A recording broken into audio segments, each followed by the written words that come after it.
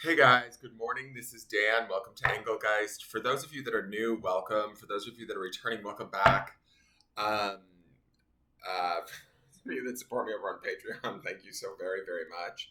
I really appreciate your support. We're burning a little white sage incense just because this is the new week and the new Monday. So let's turn it over. Let's get some like white sage in here just to kind of purify our space, clear our heads, start the week right. Um, Also, I am going to say that my lighting configuration is a little bit different because this morning when I came in to film, the normal bulb that I use that's normally on this side of the screen that shines down is burnt out. So I'm using a different light. So the light is projecting a little bit differently in today's reading.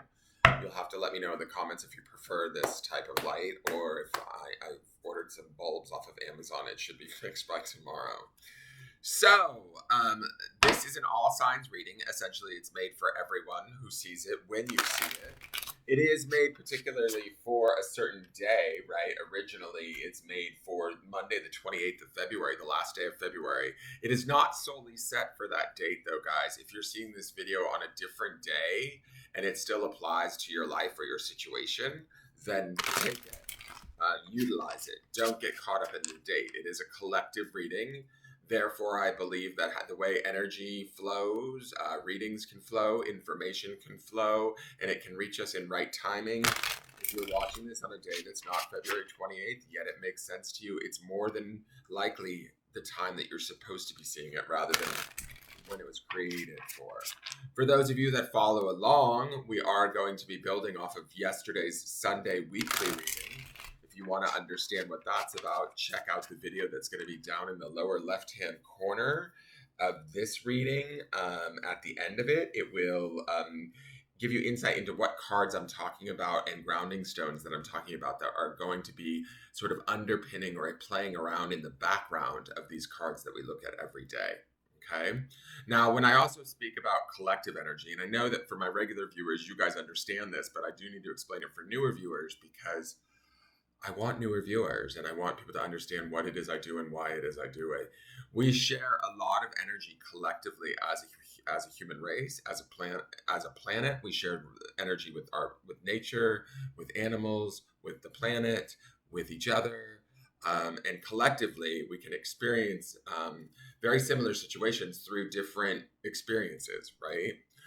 So, like where one of you might be dealing with something at your work, the energy around it is very similar to what somebody else might be dealing with within their relationship, right? So we look at this energy as a collective, as a shared thing. Like, for example, I use this as an example. A perfect example of this is a collective experience of the pandemic and how that hit us and how everybody responded. People responded in maybe different ways, but we were all affected collectively by that experience. We're all affected collectively by what's going on in the news and world events. We're all affected collectively by how we treat one another racially, socioeconomically. You know, it's never ending. So there is a thing as collective consciousness and where it's at, and there's also collective energy and how we experience it. These cards are, in my opinion, right, or my what am I looking for? Like my not goal. What is the word I'm looking for? Sorry, it's early and I maybe haven't had enough coffee. But my purpose with this channel is to help alert us or engage us in that collective energy to make the most of it, to become aware of maybe exactly what we're experiencing is exactly what we're supposed to be experiencing. And we have the choice of free will in how we choose to interact with that collective energy. Some of us may fail. Some of us may get angry, some of us may resist, and some of us may not resist and just ebb and flow and move with the energy and watch ourselves evolve and grow. It's up to you. Use it how you will. That's the power of free will. Now, as far as free will is concerned, when it comes to my readings, if you check out the drop-down menu, in there is how to get a hold of me for a private reading. how to follow me on social media, and also some things I want you to think about. When you're utilizing my readings or watching my readings, they're not here to make the decisions for you. They're here to sort of validate and support maybe something that you've already known or been feeling intuitively or within, say your gut. You're like, this doesn't feel right, or this situation, I need to do this, but I'm not sure. If my reading supports a feeling that you're already having, great. Use your highest intelligence and your highest intuition. Empower yourself to make those decisions. Don't leave them up to me, a stranger on YouTube, right? But enjoy my readings, and allow them to support you, to validate you, and to show you what you already maybe know is true so that you can believe in yourself more rather than doubt. There's a lot of stuff that we face daily through the media, through societal rules, cultural stuff, things that we're taught that kind of, in my opinion, teach us to doubt ourselves, and myself included. I do it all the time. And so getting away from that or breaking free from that is hard to do. And that's what this channel is about, is helping you to play more, be aware more, feel free more, and feel empowered more, okay? If you like that, this is the long-winded morning today. Maybe it's the new lighting, who knows? But if you like that and you're new to me, please hit that thumbs up button if you like the content. Check out my other videos. Go back and watch a random date and see what I say to you, and does it apply? Leave me a question or comment on any of my videos. And hit subscribe if you're new to me. Share my videos out on your social media platforms, only in places where they want to be shared or where they would be appreciated, please.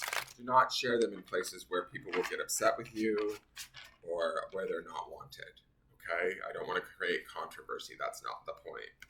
All right, so let's see what the cards are for today.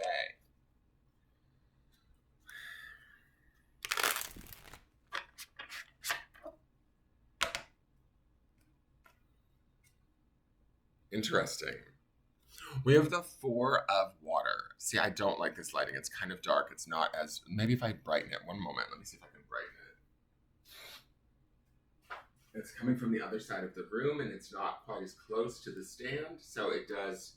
No, that's a little too blue. Maybe that's more clear. I don't know if that's clearer. Anyways, the Four of Water is the Four of Cups, right? And the Four of Cups, oftentimes, this is the Leonardo da Vinci deck. And so each title, each card has a different name to it. This is disappointment. And yeah, the Four of Cups can be about disappointment. It can also be about indecision, boredom, monotony, kind of being in resistance a little bit emotionally. It can even indicate like being a little bit pissed off. And the reason why I laugh at that is because I'm thinking about the traditional Rider-Waite Smith deck, and it's always that man sitting in the tree, sitting by the tree, and that cup's being offered to him, and he's got his like arms folded in front of him, and he's like, no. He's just got a little bit of a sassy attitude, in my opinion. And sometimes he looks like, when I look at the card, he'll look like he's in contemplation and he's grounded and everything's okay and he's stable. And sometimes he looks like, he's fucking pissed. And so with this and the fact that the Da Vinci deck decides to deem it as the word disappointment, and then yesterday's reading, remember we have that underpinning of the card called Deluge, which is essentially the Tower, guys. It means that something, to me, and each one of you is going to experience this something differently, right, during this time or when you're seeing this reading. But something is falling apart and we're not okay with it, right? The cups part of it, emotionally, we're not okay with it. The cups aspect of this card is that very thing, the emotions, right? And the four would be about, like I said, it would be about maybe indecision, not knowing what to do, not really wanting to make a choice, not really wanting to take a stance, maybe not wanting to move for fear of if I move or if I do something, I could cause maybe more harm or lose something I don't want to lose. And that Tower card underneath this is the loss of something. It is something built on a faulty foundation. it is something that is not being correctly taken care of or has not been correctly taken care of in a while, that we thought would be good or that we thought would be there forever. And we're now finding that maybe it's not really intended for us, right? Now, you think about that sort of situation, then you overlay this Four of Cups card over it, which is called disappointment. Some of us could very much be coming to the realization or the disappointment of the shift of that, the change of that, the requirement of us to let it go.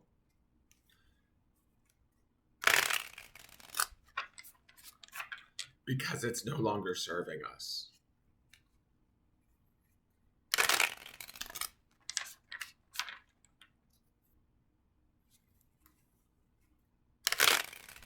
Because it may be causing us disappointment, sadness, inequity, feelings or emotions that aren't necessarily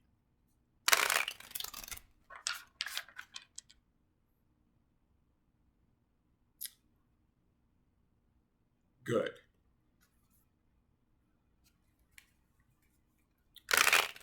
And so today, on this Monday, right, or on this day when you're seeing this reading, whenever it may be, you might be feeling those emotions, right? You might be sitting with them and kind of looking at them, and you might be kind of a little bit angry that they're there even.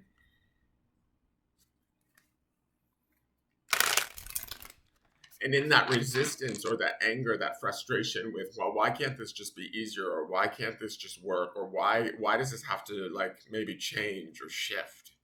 I don't want the change or shift. Like the Four of Cups would indicate maybe the resistance of that emotionally. And when we resist the Tower, it's harder for it to, it's a harder journey to go through. It can make the Tower much more fierce, much more painful, much more destructive in a way. We'll learn, right? We will learn. That is a positive of it. But it's like, how hard does the lesson need to be for us to learn it? And the Four, to me, is sometimes like maybe being stuck emotionally stuck in a certain way of thinking or being or expectation of a situation that we can no longer do anymore, right? So we may have to release it. And that might be hard for some of you. Fours are oftentimes very foundational, stable cards, even though the Four of Cups isn't necessarily, always a happy card. It is, it can be a very, almost, fours can kind of be so stable to me, in my opinion, the number 4 in tarot, that it can almost come off as stubbornness. And so we might be holding on stubbornly, trying to make sense of why things are having a shift and change, and not really wanting to experience that shift and change and being in resistance to it. And as we're in resistance to it, we're actually creating more of our own disappointment. And the reason why I keep saying this word creating is because yesterday's reading, this is the grounding stone for the week, which is create. What are we creating? How are we creating it? We need to be looking at that, feeling through that, seeing that for what it is, and being conscious of that. What we choose to focus on, what we choose to give our attention to is what we create more of in our life, even if it's the thing we don't want, right? If we are forcing ourselves to not forcing ourselves, but if we're running around in fear, trying to protect ourselves from some potential inevitability that we think is going to happen, well, more than likely, because we're already operating from this place that it's going to happen, more than likely it's going to happen anyways. Because you're creating it, because you're acting from a place as if it's already real. So you're like calling it right to your fucking doorstep.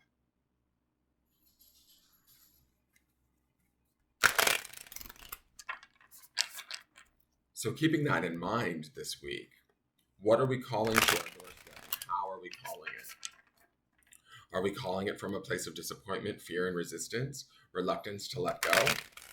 Or are we allowing it to go from a place of confidence, understanding that, whatever leaves us, something new will be placed in its place, something maybe better suited, something more in alignment, something more favorable. If we're feeling like sort of out of sorts emotionally, right? Like this disappointment card could mean, a discord within ourselves emotionally. If we're feeling that, if we're sensing that within a specific situation in our life, then it might be the situation that needs to change, and we have to be flexible and amenable, and flow with that change and allow it to happen. Don't fight against it, right? So let's look at the Seeker Oracle and see what that is. Wow. A King Bee. It's a beautiful card.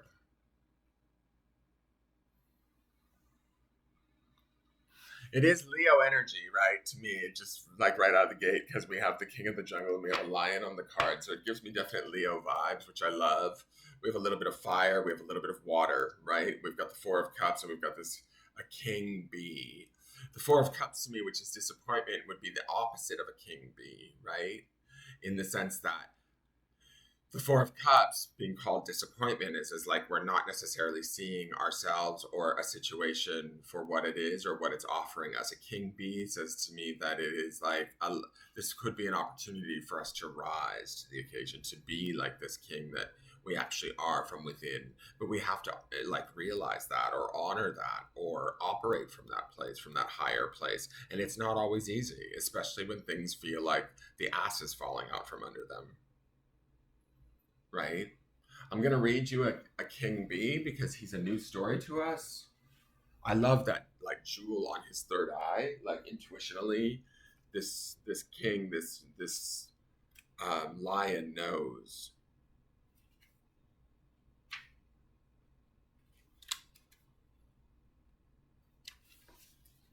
A king acts with integrity and authority. However, a king has no integrity if they are unwilling to hold themselves accountable for their choices, behavior, and actions.